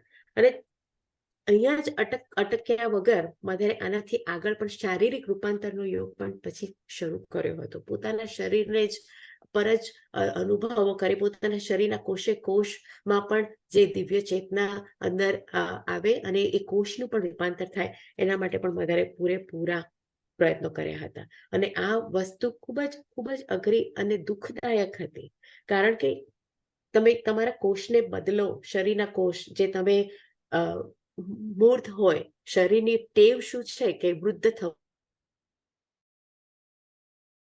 એને બદલે અમરતા ઉપર લઈ જવું, એના માટેનો જે પ્રયત્ન હતો એ ખૂબ અઘરો અને દુઃખદાયક હતો, અને એક અજ્ઞાત પ્રદેશ હતો. પણ અને શ્રી માતાજી પાસે એના માટે બીજી કોઈ કડી નહોતી, એમણે પોતાની જાતે એ રસ્તો કંડારવાનો હતો. અને એ ખૂબ જ એના માટે એમણે સતત પ્રયત્ન કર્યા, જેથી કરીને આપણે આ દિશામાં આગળ વધી શકીએ. અને મધરે 1967માં એ પણ સંદેશ આપ્યો હતો કે men, countries, continents, the choice is imperative, truth or abyss. એટલે કે માનવ, રાષ્ટ્રો અને ખંડો, પસંદગી કરો, પસંદગી અનિવાર્ય છે, ક્યાં તો સત્ય અથવા તો ઊંડી ખીણ. આ વસ્તુ કહી હતી. અને એના ઉપરાંત મધરે બીજું શું મહાન કાર્ય કર્યું? આશ્રમની શરૂઆત કરી ત્યારે એ પણ એક નૂતન પ્રયોગ હતો કે જેમાં ઉચ્ચ જીવન જીવવા માટે જેની અભિપ્સા હોય એમને એક એવી જગ્યા મળે જ્યાં એમણે બીજી વસ્તુઓની એટલી બધી તકલીફ ના લેવી પડે, જેથી પોતાની રીતે જીવનમાં ઉચ્ચતમ આધ્યાત્મિક સ્તરોએ આગળ વધી શકે. એનાથી આગળ વધી અને 1968માં ઓરોવિલની સ્થાપના કરવા માટે, ઓરોવિલ એટલે કે ઉષા નગરી, સિટી ઓફ ડોન, એની સ્થાપના પણ મધરે કરી. એમનું જે સ્વપ્ન હતું, પેલું કોસ્મિકમાં આપણે વાત કરી કે એક નૂતન માનવ જાતિને એક એવું મળે, એવી જગ્યા મળે કે જ્યાં વિશ્વનગર બને, જ્યાં સર્વ દેશના સ્ત્રી પુરુષો સર્વ સંપ્રદાયોથી પર રહીને, તમામ રાજકારણ અને રાષ્ટ્રીયતાથી પણ પર રહીને આ ઉચ્ચ જીવન ગાળી શકે, માનવ એકતાને સિદ્ધ કરી શકે. અને આ જ હતું ઓરોવિલનું ધ્યેય. એટલે એ પણ પોંડિચેરીથી પાસે 8 કિલોમીટર દૂરના જ જગ્યામાં ઓરોવિલની પણ સ્થાપના થઈ, અને ત્યાં માતૃ મંદિર જે ઓરોવિલનું કેન્દ્ર છે એની પણ સ્થાપના થઈ. એટલે આ રીતે મધરના આટલા આપણે ટૂંકમાં જોયું કે એક અનન્ય અને વિશિષ્ટ અવતારી કાર્ય માટે મધરનો જન્મ થયો હતો. ઘણીવાર ખાસ કરીને આપણે ભારતીયો વધારે એવું માન્યતા ધરાવે કે મધર શ્રી અરવિંદના શિષ્ય હતા. પણ હું આશા રાખું છું કે આજે આપણે જે વાત કરી એના પરથી આપણે જોઈ શકશું કે મધર પોતે શ્રી અરવિંદના શિષ્ય તો નહોતા જ, પણ કોલાબોરેટર હતા, સહયોગી હતા. એમને પોતાને આ અનુભવ જોવાની વસ્તુ એ છે કે જ્યારે અવતારી વ્યક્તિ જન્મ લે છે ત્યારે એ ગમે એટલા પ્રતિકૂળ સંજોગોમાં પણ કઈ રીતે પૃથ્વી ઉપર માનવીય સ્વરૂપે એ વસ્તુ સિદ્ધ થઈ શકે છે, અલગ અલગ રીતે, અને બંને કયા સંજોગોમાં મળીને પણ આ કાર્ય આગળ વધારી શકે છે. એટલે Mother is the collaborator of Shri Aurobindo.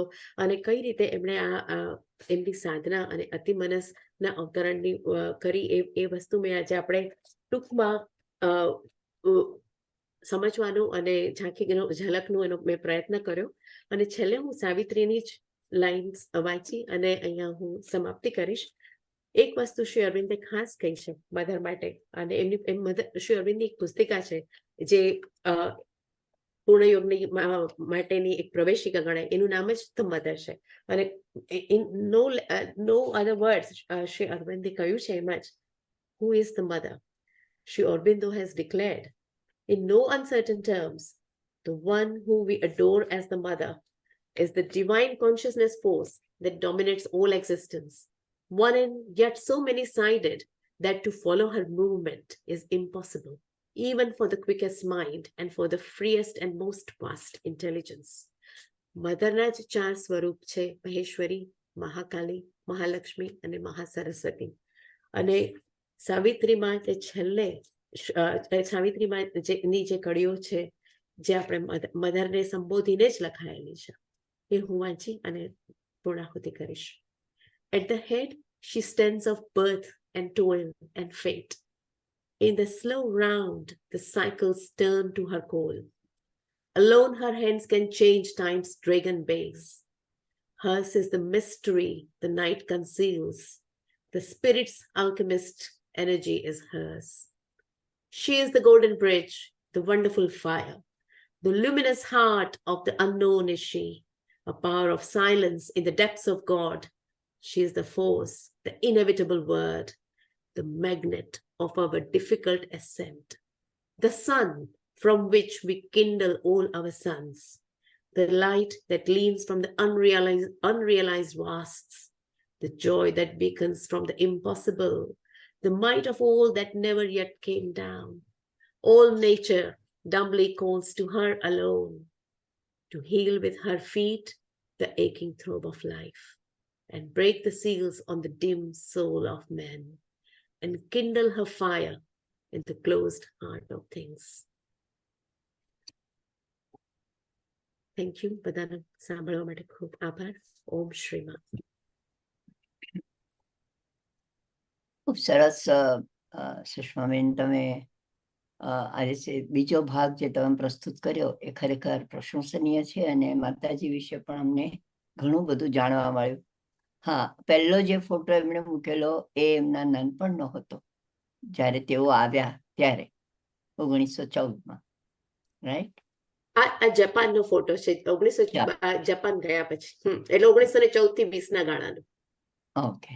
અને પછી જે આ બીજો ફોટો મૂક્યો એ પછી અહીંયા આવ્યા પછી એમનો, અને એમને પછી અહીંયા જે રીતે તેઓ મોટા થયા અને એ રીતનો એમનો બીજો ફોટો છે. ખૂબ સરસ. હવે કૌશલભાઈ ચોકસીને પ્રશ્ન છે એ પ્રસ્તુત કરશે આપની સમક્ષ. નમસ્તે સુષ્મા. તો આમનું જે પાયો કહેવાય છે એમનો, કે જે ફ્રાન્સમાં એમ નથી થયો, એમાંથી મેક્સ અને આર્માના એનો થિયરના જે સંપર્કમાં આવ્યા, એટલે કોસ્મિક થિયરી, જેમાં રિગ્વેદા અને કબાલા ઓફ જ્યુઝનું ભેગું એ ફાઉન્ડેશન કદાચ એમાંથી થયું. એમાંથી મારો બરાબર સંભળાય છે ને? હા હા. એમાંથી ગુડ વિદ્યા ક્રિટિઝમ પર એમનું થોડુંક એમાં એમની જાણકારી આવી. તો જ્યારે જાપાનમાં જ્યારે ગયા અને પછી સેકન્ડ વર્લ્ડ વોરના, એટલે પહેલા વિશ્વયુદ્ધના અંતમાં જે સ્પેનિશ ફ્લૂ થયો, 50 મિલિયન પીપલ ડાય, અને એમને પણ સ્પેનિશ ફ્લૂ થયો હતો. હવે બહુ ઇન્ટરેસ્ટિંગ એનું છે, આ તમારી જોડે વાત કરવા માટે થોડું રિસર્ચ કરેલું છે, મને ખબર નહોતી. તો એમાં એક ઇન્ટરેસ્ટિંગ કહે છે કે એમને ડૉક્ટરનું કંઈ નહીં કરેલું, એમને એ ક્યોર એમની જાતે કરેલું. અને એવું કહે છે કે એમનું એક કશે લખેલું છે એમને કે ઇટ ઇઝ બિયોન્ડ માઇક્રો, કે મિકેનિકલ વાઇબ્રેશનથી તમે એનો બેક્ટેરિયલ વાઇબ્રેશનમાં જાણે થઈ શકે. અને આપણે હમણાં જ કોવિડમાં ગયા, બીજા પેન્ડેમિક આવવાની તૈયારી છે, આવશે જ બીજા એનો. એટલે એમનો જે અનુભવ જે હતો એ શ્રદ્ધાને લીધે હતો, કે માન્યતાને લીધે હતો, કે પ્રોસેસ હતી, અને આપણે એને કેવી રીતે વાપરી શકીએ. પર્ટિક્યુલરલી તમે જ્યારે તમે પોતે નિષ્ણાત છો પેઇન મેનેજમેન્ટ રિહેબિલિટેશનમાં, બાયો સાયકોસોશિયલ મોડલમાં, રાઈટ? તો પ્લાસિબો હતો એટલે શું હોઈ શકે આની અંદર? બહુ સરસ તમે કૌશલભાઈ આ મુદ્દો ઉભો કર્યો. અને મેં પણ ખૂબ જ આ વિશે ખૂબ વિચાર કર્યો, અને વિચાર તો કર્યો, મેડિકલ દ્રષ્ટિએ પણ વિચાર કર્યો, કારણ કે as you say this is my practice as well. પણ મધરે જે વર્ણન કર્યું છે, જે જાપાનમાં જે સ્પેનિશ ફ્લૂ થયો હતો, અને હું એ થોડુંક ટૂંકમાં પહેલા મધરનો અનુભવ હું કહું તો આપણને ખ્યાલ આવશે કે મધરે બીમારીઓ માટે કહ્યું છે કે બીમારી ક્યારે આવે છે શરીરને, કે એ પણ એક વિચારના આંદોલનનું જ પરિણામ છે. એટલે આપણે જ્યારે વિચાર વિચારો બહારથી આવતા હોય છે. વિચાર આપણે લાગે કે આપણી અંદર ઉદ્ભવે છે, પણ આપણા પર સતત બહારના ફોર્સીસની કોન્સ્ટન્ટ અસર ચાલુ જ હોય છે. એમાંથી આપણે શું ગ્રહણ કરીએ અથવા તો એને ફેંકી દઈએ એ દરેક વ્યક્તિ પર આધાર રાખે છે. અને જ્યારે જાપાનમાં આ થયું હતું ત્યારે મધરને ખબર હતી, પણ એના પર કોઈ જ એમને ધ્યાન નહોતું આપ્યું. એ પોતાના ઘરમાં હતા. પણ એવો ટાઈમ આવ્યો ત્યારે એક વ્યક્તિ એમની પાસે આવી હતી અને એની આ બીમારીની થોડી વાત કરતી હતી, અથવા તો એ વ્યક્તિને ઓળખતા હતા અને એમને આ બીમારી થઈ હતી. અને પછી એક તરત જ એવો ટાઈમ એવો આવ્યો કે બધાએ પોતાને બહાર જવું પડ્યું કોઈ કામસર. અને જ્યારે બહાર ગયા અને ટ્રામમાં બેઠા ત્યારે જોયું કે બધા લોકો, ઘણા લોકો બીમારીથી પીડાઈ રહ્યા છે, બધાએ માસ્ક પહેરેલા છે. અને એટલે ત્યારે એમને મધરને પોતાને એ વિચાર આવ્યો કે વોટ ઇઝ ધીસ ઇલનેસ, આ શું છે? અને એ વિચાર આવ્યો. પછી મધર પાછા ઘરે આવ્યા, એ પોતે પટકાઈ ગયા તો એ બીમારીમાં, અને શી વોઝ બીકેમ વેરી ઇલ. ખૂબ જ પટકાઈ એટલે એવા કે એમને એમ લાગ્યું કે એ હવે જીવી જ નહીં શકે, એવી એમને એક ફિલિંગ થઈ. અને પણ ત્યાં ડોક્ટર આવીને એમને દવાઓને બધું આપવાનું પણ ચાલુ કરતા હતા, પણ મધરે ના પાડી કે મને દવાઓ નથી લેવી. અને એમણે પોતાના આંતરિક બળથી ખૂબ જ પ્રયત્નથી એમણે જોયું કે જાણે કે કોઈક એક એવું સ્વરૂપ છે જે એમની છાતી ઉપર બેસી અને એમને પીસી રહ્યું છે. એક એવા સ્વરૂપનો એમને અનુભવ થયો અને એમણે પોતાની જેટલી આંતરિક શક્તિ હતી એ ભેગી કરી અને એને ફગાવી દીધું. એ સ્વરૂપ એવું હતું કે ધડ હતું, એને માથું નહોતું, એક વિચિત્ર સ્વરૂપ હતું. અને એ ફગાવી દીધું જોરથી. પછી એમને પોતાને સારા થયા અને પછી એક જ દિવસમાં જોયું કે ધીરે ધીરે પેલી ફ્લૂની અસર ગઈ જાપાનમાંથી. ખાલી એટલે કે જે એ બીમારી હતી એ મધરે પોતે લીધી હતી. હા, અને એ સ્વરૂપ પછી મધરે એમ આપણને કહ્યું છે કે એ વખતે જે યુદ્ધ થયું હતું, પ્રથમ યુદ્ધ, અને એ વખતના જે સૈનિકો હતા, એ સૈનિકો જે પર જે અસર થઈ હતી અને એ લોકો મૃત્યુ પામ્યા હતા, એ ખરેખર તો એમનું જે વાઇટલ, જે શરીરનો ભાગ કહીએ વાઇટલ, એ જીવંત હતો. એમને પોતાને એક મૃત્યુ પામ્યા છે એવી ફિલિંગ જ નહોતી. અને એને કારણે એ આવી રીતે કોઈ પણ બીજા શરીરોમાં જઈ અને એના પર પ્રયોગ કરતા હતા. એટલે આવું થઈ શકે છે. અને એને આપણે ખસેડી શકીએ છીએ. એને આપણે પણ એને માટે આપણા બીંગની, આપણા પોતાની સિન્સિયરિટી, નિષ્ઠા, પ્યોરિટી, આપણા શરીરના જુદા જુદા, આપણા શરીર, મન અને પ્રાણ, એ ત્રણેયને જેટલું પ્યોરિફાય કરી શકાય એ તો એની અસર આપણે અનુભવી શકીએ. જેટલી આપણી શક્તિ હોય એ પ્રમાણે, ઓછી કે વધતા પ્રમાણમાં. અને આ વસ્તુ હું જોઉં છું. હવે તમે જે પ્રેક્ટિકલ વાત કરી, તો હું મારા અનુભવથી હું જોઉં છું કે જ્યારે હું કોઈ પણ દર્દીને મળતી હોઉં ત્યારે એક વસ્તુ તમને ખ્યાલમાં આવે એ વ્યક્તિની ગ્રહણ શક્તિ કેટલી છે, અને એ ગ્રહણ શક્તિ ઉપર એની રિકવરીનો આધાર છે. હવે એટલે તમે એક ચિકિત્સક તરીકે અને સામેવાળી દર્દી હોય અને એનું જો તમારું આ ગ્રહણ શક્તિને કારણે ટ્યુનિંગ થયું, તો એ વ્યક્તિને આપણે એમ લાગે કે આપણે એમને થોડીક મદદ કરી શકીશું. પણ જો એ ટ્યુનિંગ, અને ઘણીવાર એવું હોય છે કે બ્લોકેજ પણ હોય, સામે જ અવરોધ હોય, દાખલા તરીકે પડદો હોય, તો તમને લાગે કે આપણે આ વસ્તુ અઘરી છે અને એ બ્લોકેજને કઈ રીતે દૂર કરો. એટલે this is a very crude way of explaining. મધરનું યોગા તો ખૂબ જ ઊંડાણમાં છે, પણ આમ જસ્ટ સેઇંગ કે મેં પોતે આ રીતે ઘણો વિચાર કર્યો અને હું પ્રયત્ન કરું મારી નાની રીતે કે કઈ રીતે હું એને થોડું ઘણું પણ અમલમાં મૂકી શકું. પોતાના માટે તો ખરું જ, પણ આપણા પેશન્ટ્સ માટે, આપણા દર્દીઓ માટે પણ. વધારે ક્વેશ્ચન ઉભા થાય છે, પણ ટાઈમનો ભાવ છે. Thank you. ખૂબ સરસ તમે એક્સપ્લેન કરીને જવાબ આપ્યો. હવે જયશ્રીબેન પંચાલ પૂછે છે કે એમને અરવિંદો ચેરની ઉપર બેસતા હતા, એ બધું એ કેવી રીતે? ના, એ છે જ્યારે શ્રી અરવિંદ અલીપુર જેલમાં હતા ત્યારે ચેરની ઉપર બેસતા નહીં, પણ જે સંત્રીઓ હતા, જેલના ચોકીદારો હતા, એમણે ઘણીવાર જોયું હતું કે શ્રી અરવિંદ જમીનથી અધ્ધર બેઠા હોય એવું એમને દેખાતું હતું. અને એમની તે વખતે શ્રી અરવિંદનો યોગ જ્યારે અલીપુર જેલમાં હતા ત્યારે ખૂબ તીવ્રપણે આગળ વધેલો હતો. આપણે આપણા પહેલા સેશનમાં એની વાત કરી હતી, કારણ કે જે અલીપુર જેલમાં ગયા પહેલા શ્રી અરવિંદ રાજકારણમાં એટલા બધા પલોટાયેલા હતા, જ્યારે એમની યોગ સાધના ચાલુ હતી પણ એ એટલી સઘન નહોતી બની શકી. અને પછી એમના પર આ કેસનો આરોપ આવે છે અને જેલમાં જાય છે. જ્યારે જેલમાં જાય છે ત્યારે ભગવાન કૃષ્ણ એમને, અને જે રીતે મધરે વાત કરી કે એમને સ્વપ્નમાં કે ઊંઘમાં જે બધા સ્વરૂપો આવતા હતા, એમ શ્રી અરવિંદ વિવેકાનંદ આવે છે. શ્રી કૃષ્ણ પોતે આવીને એમને કહે છે કે હું જ તને અહીંયા લઈ આવ્યો છું, અને આ જેથી તું તારી સાધના આગળ કરી શકે. એટલે એમનો યોગ એટલો બધો સઘન બન્યો અને એટલો તીવ્ર બન્યો કે ઘણી વાર એને કારણે અદ્ધાર ઉપર રહી જતા હતા ને પેલા ચોકીદારો આશ્ચર્ય પામતા હતા કે અહીંયા શું બની રહ્યું છે. અને એમને તો ખાવા પીવાનું પણ ખાસ કંઈ મળતું નહોતું, પણ જ્યારે કોર્ટમાં જતા ત્યારે એમના વાળ જોઈએ તો ચમકદાર અને કાળા, જાણે ઓઇલ સરસ રીતે નાખીને તેલ નાખ્યું હોય, અને એ પણ એક યોગનું પ્રક્રિયાનું જ એક પરિણામ હતું. એટલે જ્યારે યોગમાં આપણે આગળ વધીએ ખૂબ જ સંનિષ્ઠાથી, અને જેમ આપણે કહ્યું પ્યોરિટીથી, તો આ વસ્તુઓ થઈ શકે છે. એટલે આ તો બધાએ જોયેલું છે, અને દેટ્સ વોટ ઇટ ઇઝ. કે આઈ હેવ ટુ સે જયશ્રી બેન કે યુ આર વેરી ફોર્ચ્યુનેટ કે તમારો જન્મદિવસ પણ 15મી ઓગસ્ટે જ છે. એટલે આ તો ખૂબ જ સુંદર વસ્તુ ગણાય.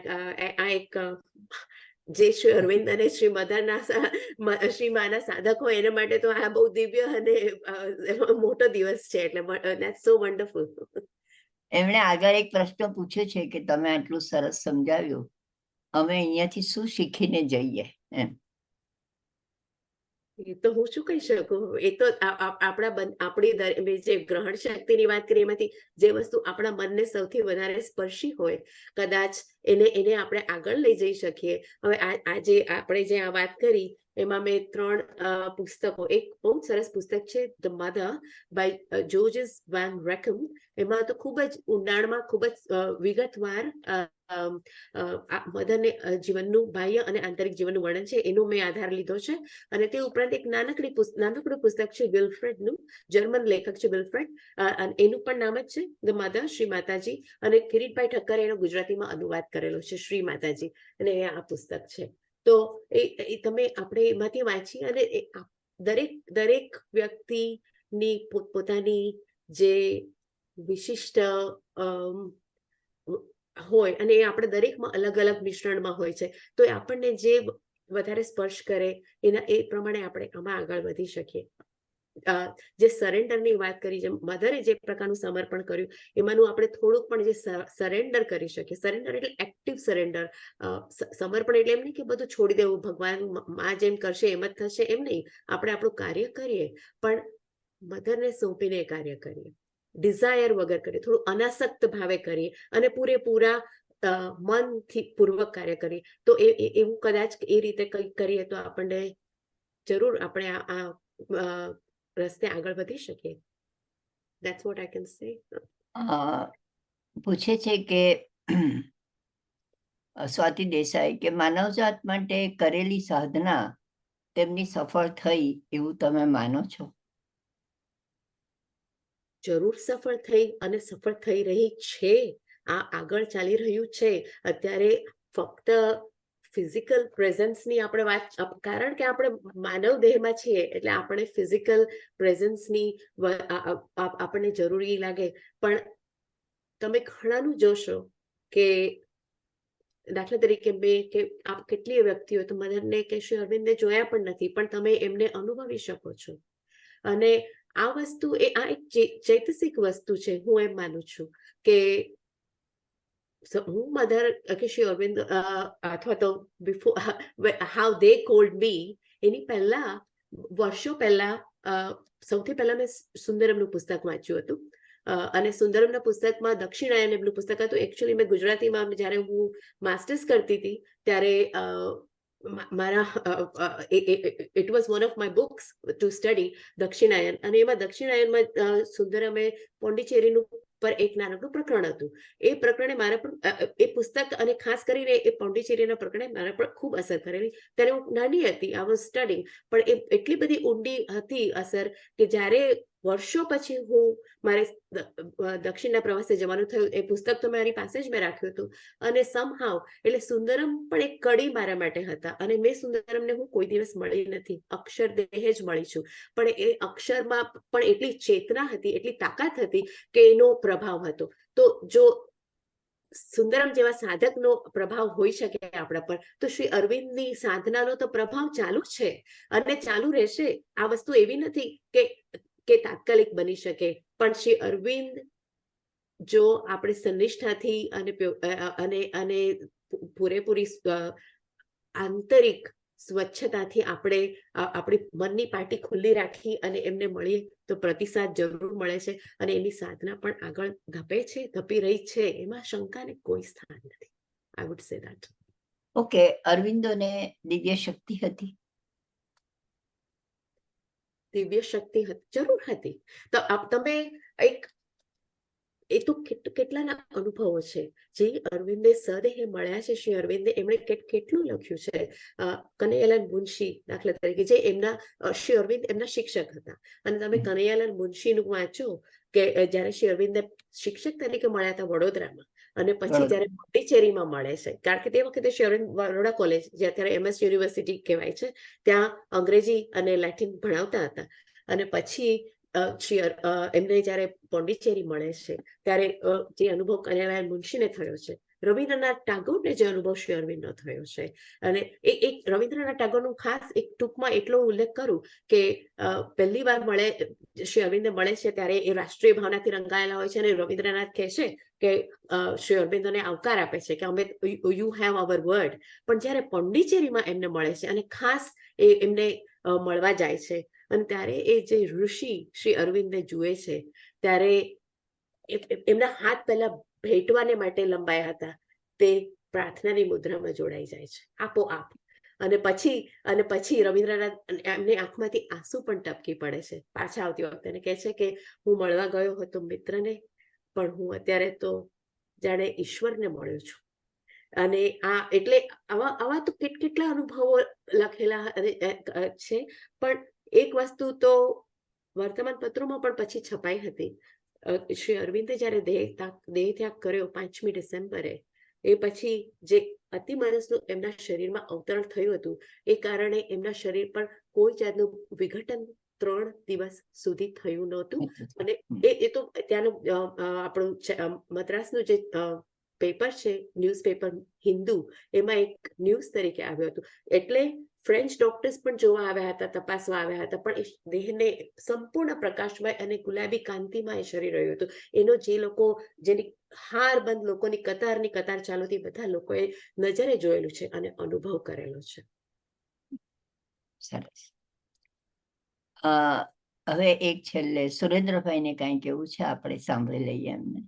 હાજી સુષ્માબેન, તમે ખરેખર અભિનંદનના અધિકારી છો 2-3 કારણોસર. એક તો તમે ટૂંકમાં કહો છો, એ ટૂંકમાં એટલો સરસ માતાજીનો પરિચય આપ્યો.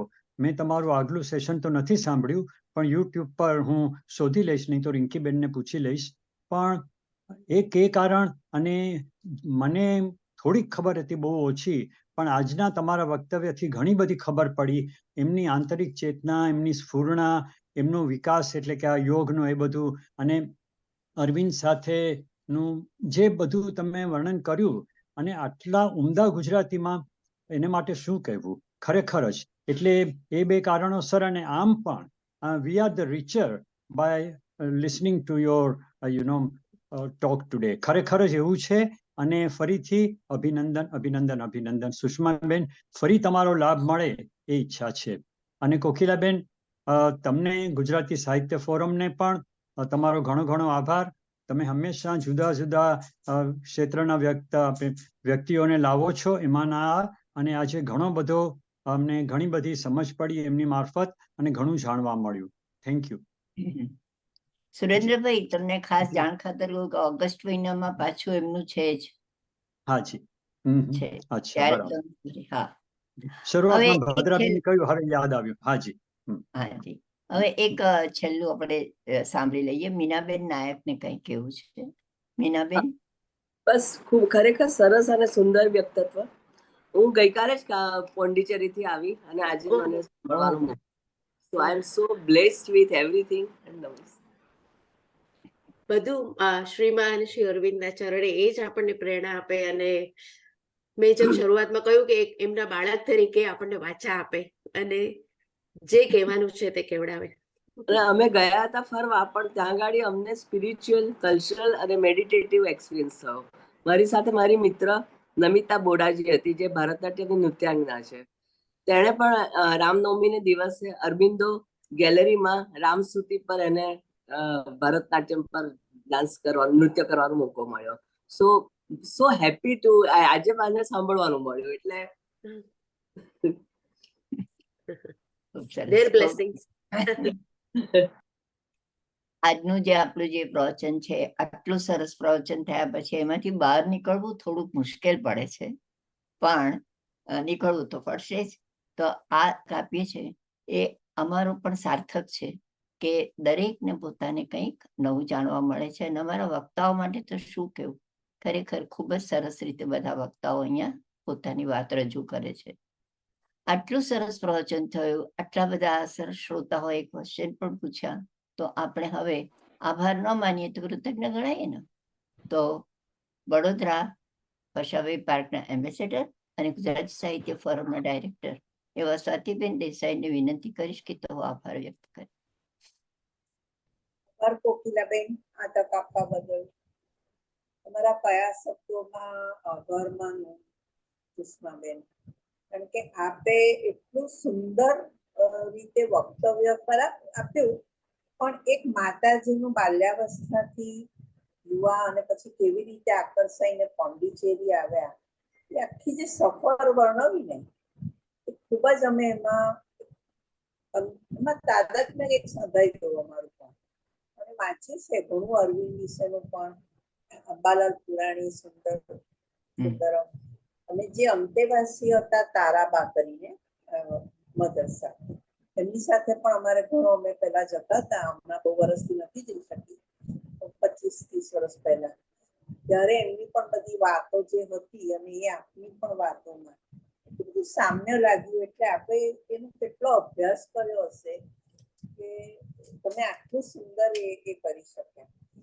અને પોંડિચેરીમાં સાધના માટે જ્યારે, એ પણ એક નવાઈ લાગે એવી વાત તો કરીશ કે પોંડિચેરીમાં એક ભારતમાં રહેતા સાધના કરતા અરવિંદ, શ્રી અરવિંદ ના એવા કયા પરિબળ, કેવા કયા વેવ્સ આકર્ષ્યા હશે માતાજીને કે ફ્રેન્ચ લેડી, કે તમે કહ્યું એમ ભૌતિક એમાં એનો તો આખો ઉછેર હતો, કોઈ આધ્યાત્મિક બાલ્યાવસ્થાથી એને જે કંઈક અનુભૂતિ થતી હતી, એ કદાચ અનુભૂતિના આધારે જે ખેંચાઈ આવ્યા હશે એવું આપણે લાગી શકાય. અને એ તમે બહુ સરખી રીતે તમે ખૂબ જ સુંદર કહ્યું. અને જે આખું જીવન ચરિત્ર આલેખ્યું એ માટે ફરીને ફરી તમને સાંભળવાનું, હા, તમારો લાભ મળવાનો છે, પણ એકાદ વખત એવું પણ આપણે ચર્ચા તરીકે પણ, અત્યારે સમયના અભાવે નથી કે બહુ કહેતી, કે જે અતિમનસનું અવતરણ, જે એમનું એક મેઇન એમ હતું કે ભાઈ એક નાના મંડળમાં આપણે કરીએ અને ધીમે ધીમે વિસ્તરતું એ વ્યાપકપણે મોટા સમાજમાં, સમુદાયમાં, એક એવું એ હતું સ્વપ્ન અરવિંદનું. એ કંઈક અંશે હજી કદાચ ઘણા વર્ષો લાગશે, એની પ્રક્રિયા તો ચાલુ જ છે, આપ કહો છો એના સાધકો વડે. અને હમણાં મીનાબેને પણ કહ્યું કે હું ગઈ તો મને અનુભૂતિ, જે ત્યાં જાય અનુભૂતિ કદાચ કરે છે, અને એ રીતે કદાચ એમનું, મેં એક પ્રશ્ન પૂછ્યો હતો એટલે મને એનો જવાબ મળી ગયો કે એ રીતે કદાચ એમની સાધના આપણે કહી શકીએ કે સક્સેસ થઈ હશે. ખૂબ સુંદર. ભદ્રાબેને પણ આપનો જે પરિચય આપ્યો એક મિત્ર તરીકે, એ માટે એમની પણ ખૂબ ખૂબ આભાર માનું છું. પિંકીબેન, કે એ પણ આના વગર તો આ શક્ય, આટલું સુંદર વક્તવ્ય આપણે બધા સાંભળી જ ના શકીએ. શ્રોતાજનો અને ભાઈ શ્રી કૌશલ, કે હંમેશા ખૂબ સુંદર પ્રશ્ન દ્વારા એ જે પણ કંઈક ક્યાંક રહી ગયું હોય ને, તો અમારી જિજ્ઞાસા પણ એમાંથી સંતોષાઈ જાય છે. એટલે કૌશલનો પણ ખૂબ ખૂબ આભાર. શ્રોતાજનોનો સર્વનો ખૂબ ખૂબ આભાર. ખૂબ સરસ. સુષ્માબેન, પછી એક 5-10 મિનિટ જો ટાઈમ હોય તો આપણે કરીએ. અત્યારે સભા આમ તો હું એને વિરામ આપી રહી છું, પછી જી. આપને ટાઈમ હોય તો. જરૂર જરૂર. હવે આજે આપણે આટલું સરસ સાંભળ્યું અને આપણી ગુજરાતી સાહિત્ય ફોરમની સફર કેવી સરસ રીતે આગળ ચાલી રહી છે. 199 એપિસોડ આજનો થયો. એટલે મીનાબેન, થેન્ક યુ. અને આટલા એપિસોડમાં ખરેખર મેં તો મારી આખી એક ડાયરી બનાવી દીધી છે. દરેક વખતે શું શું મને નવું જાણવા મળ્યું છે અને ખરેખર પ્રશંસનીય છે. તો આજની જે આપણી સફર છે એને અહીંયા આગળ આપણે એક નાનકડું સ્ટેશન એટલે કે અલ્પ વિરામ આપીએ છીએ ગુજરાત સાહિત્ય ફોરમની સફરને. અને આજનું જે વક્તવ્ય છે અને આજનો જે એપિસોડ છે એને અહીંયા અલ્પ વિરામ પૂર્ણ વિરામ આપી અને આજની સભાને આપણે અસ્તુ કરીએ છીએ.